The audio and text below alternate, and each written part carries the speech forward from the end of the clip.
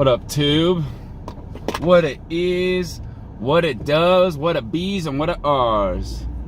What's up, man? I'm looking extra chocolatey today. Speaking of race, speaking of hashtag WalkAway, this video is basically just kind of a brief synopsis on my experience as somebody who was a die-hard liberal, somebody who had an undergrad in black studies in college, to where I am now, which is a moderate yet libertarian-leaning conservative.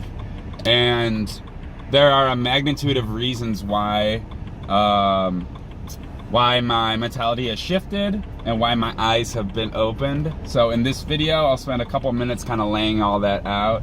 Excuse me for turning my head, I'm driving right now. You know, traffic, Chicago be a bitch on the 24/7. Anyways, so I come from a very liberal family. I come from a family in which my mother was adopted from Ethiopia, and my father is Italian American. He passed away 3 years ago, yada yada.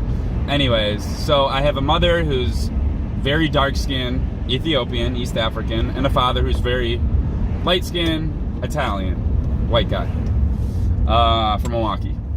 So basically, growing up, you know, I was born in '91. All we had growing up was CNN and MSNBC as my frame of reference. We were always told Fox News is the liar. They're the ones who are corporatized. They are the ones who have special interests. They are the ones who are biased. It's only them who's pumping out, you know, Zoloft commercials, every other commercial. The one with a little cloud, the depressed cloud.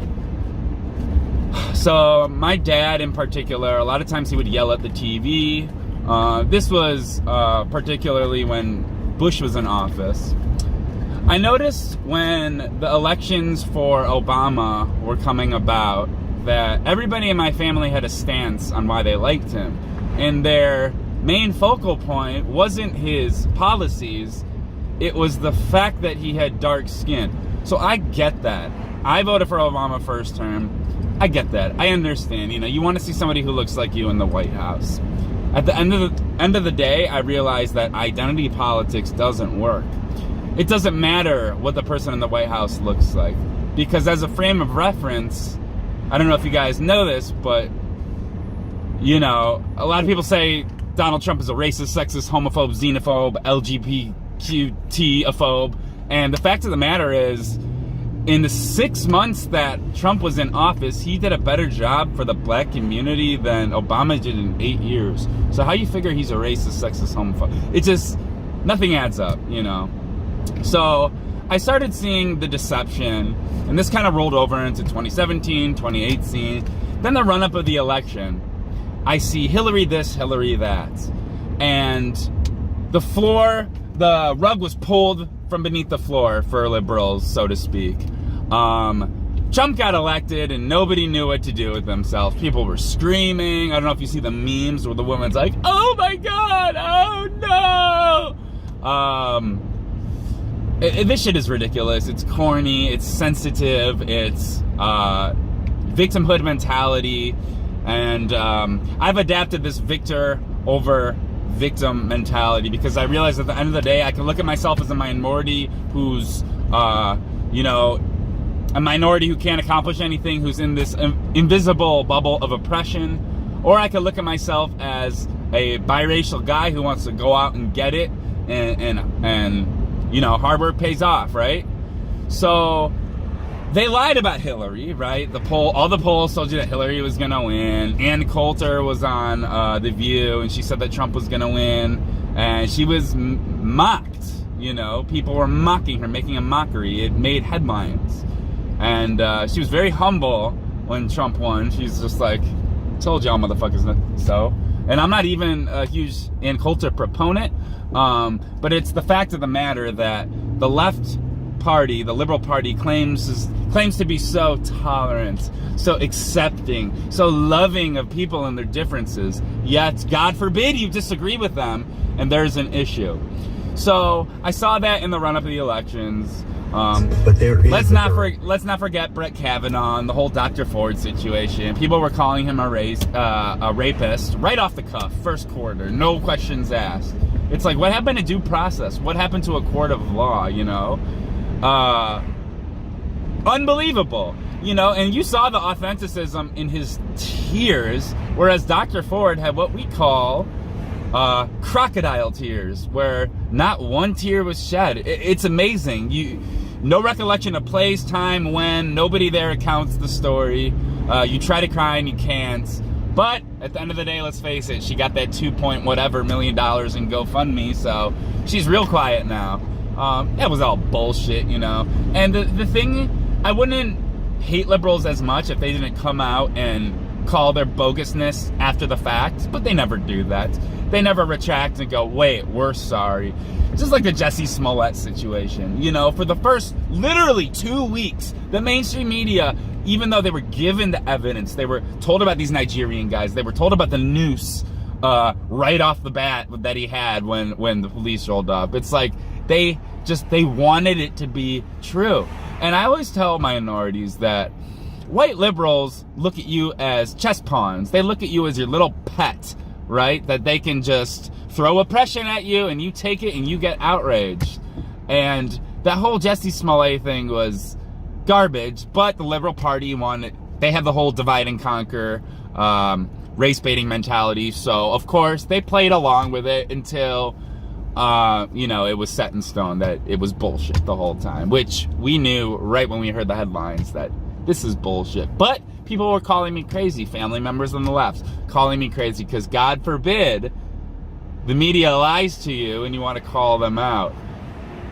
You know, at the end of the day, I'm for the truth, and if the truth means swaying one way or another, then fine. But it just so happens that the Liberal Party has been wrong about virtually everything, right? So I started to see, you know, 2017, 2018, then I see Kanye stand up and say that, you know, he supports Candace Owens and that he, you know, may or may not be a newfound conservative, which there is no issue in that, you know. What did the media do? Threw him under the bus. Don Lemon calls him an Uncle Tom, house Negro. His mother would be rolling over in her grave. I mean, so tolerant and so accepting, right, Don Lemon, that you're just going to throw Kanye, who's a black man, under the bus and say that he's a house Negro and his mother will be rolling over in her grave.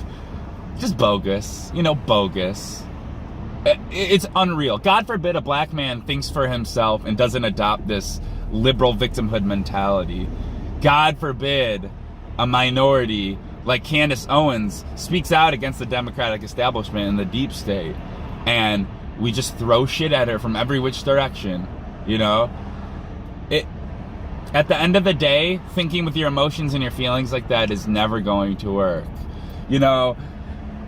So, moving on, you know, all my life up until 2016, like I said, I was a diehard Democrat. Every encounter that I had with police officers, like getting pulled over and whatnot, was always a negative encounter. It always ended with police searching my car for no fucking apparent reason. Then I adopted the libertarian conservative mentality. I lost all that victimhood shit. And I literally have not had a problem. I have not had a problem in the last 4 years with law enforcement. With, not that I was doing anything wrong to begin with, but I was mouthy, you know. I wasn't actually committing a crime, so to speak. But yeah, so my whole mentality changed. I started looking at them in the eye as a man and telling them, you know, I appreciate your services at the end of the day. And whether they want to give me a ticket or not, that's on them. But it just so happens that I haven't gotten anything, haven't had any negative interactions with police officers. So, sorry, the video cut out. So anyways, there's this huge talking point that Donald Trump doesn't care about people like me, right? Donald Trump doesn't care about black people, brown people, whatever the case. Doesn't care about HBCUs. But it's like, wait, he approved federal funding for all HBCUs. So now they can use federal money. So now they have unlimited access to federal money. Is that racist or is that a benefit? Sounds to me like that's not very racist. Not to mention all the black people. I mean, let's face it. There's so many black people working in Trump Towers, but at the end of the day, Donald Trump was only racist when he ran for president.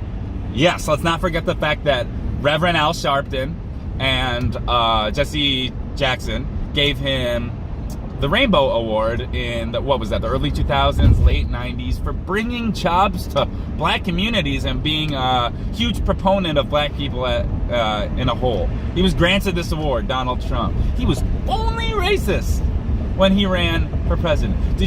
When he was on The Apprentice, did you hear anything about race ever? No! When he became a threat to the Democratic establishment, the day he said, I'm going to run as a Republican candidate, boom, headshot. All these people started to come out with these bullshit allegations, right? Not only was it racist, sexist, homophobic shit, but people were coming out saying he was a rapist? Really, liberal party? You're gonna low blow to that extent? Call somebody a rapist? You already did it with Kavanaugh. Well, once Trump lawyered up, we all know that everybody dropped their shit and nothing came of it. At the end of the day, man, I see all these liberal cities where gun violence is just, I'm in Chicago, man. You look at places like Detroit. You look at San Francisco, where they have literally a crap app which detects how far crap is from where you are at any given moment in time. It's a crap app map, literally. And, places like San Francisco have gone to complete shit.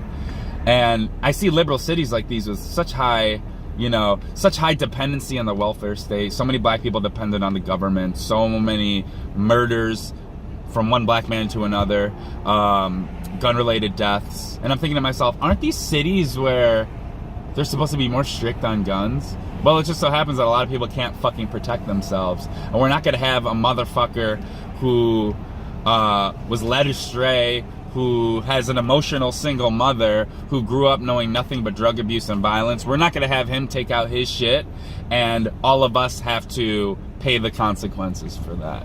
What kind of shit is that? Like, what kind of shit is that for the responsible gun owner, right?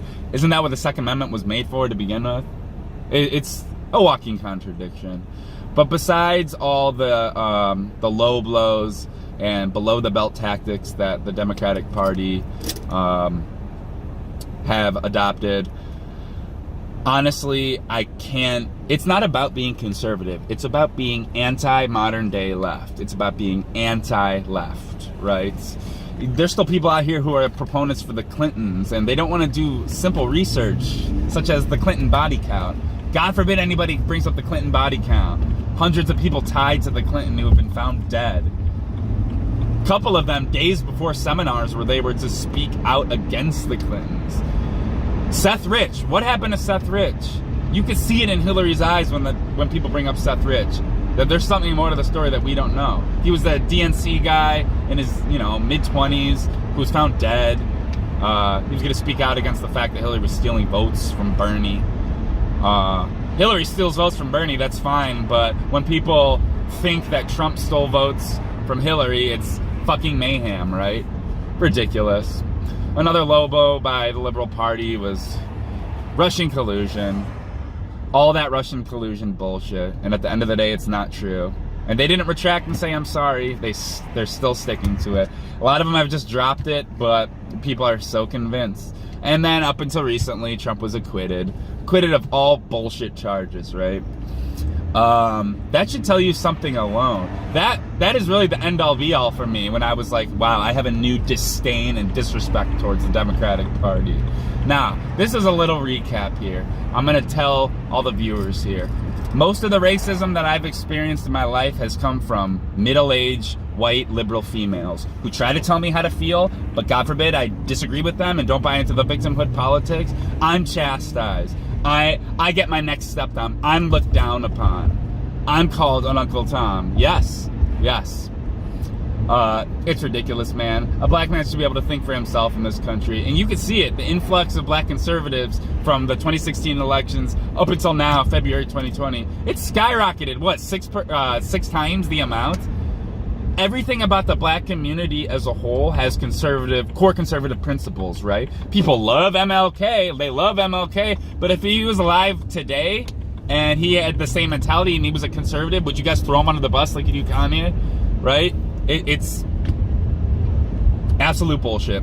So, you know, MLK, at the end of the day, if he saw what was going on in modern day America, he would laugh, bro. He would fucking laugh. Because we play victim more now than our ancestors ever did at any given moment in time. Black Americans have it better now than they have ever had in the history of time. Ever. Yet we want to feel more oppressed than ever. And that's your liberal corporate establishment, mainstream media, indoctrinating us on how to feel and think, when half of the time they're not even minorities to begin with. Not that you have to be a minority to have a say-so, but you know, a lot of black liberals tell me that I have no room feeling the way that I feel because I'm not fully black. It's like, dude, there's no winning.